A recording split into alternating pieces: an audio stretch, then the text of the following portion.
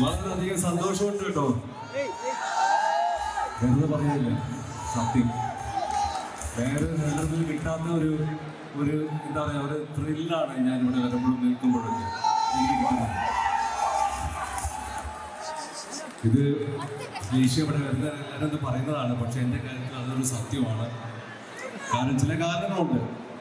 ആദ്യം ഞാനൊരു നിലമ്പൂർക്കാരനാണെങ്കിലും എൻ്റെ മദർ കോഴിക്കോട്ട് നിന്ന്, അതുകൊണ്ട് എന്തായാലും ആ രക്തം എൻ്റെ ഉണ്ടാവുമല്ലോ, ഒരു കോഴിക്കോടുകാരൻ്റെ രക്തം. പിന്നെ എനിക്കുണ്ടാകുന്ന ഒരുപാട് സുഹൃത്തുക്കൾ, എൻ്റെ എപ്പോഴുള്ള അടുത്ത സുഹൃത്തുക്കളൊക്കെ കോഴിക്കോട് നിന്നാണ്.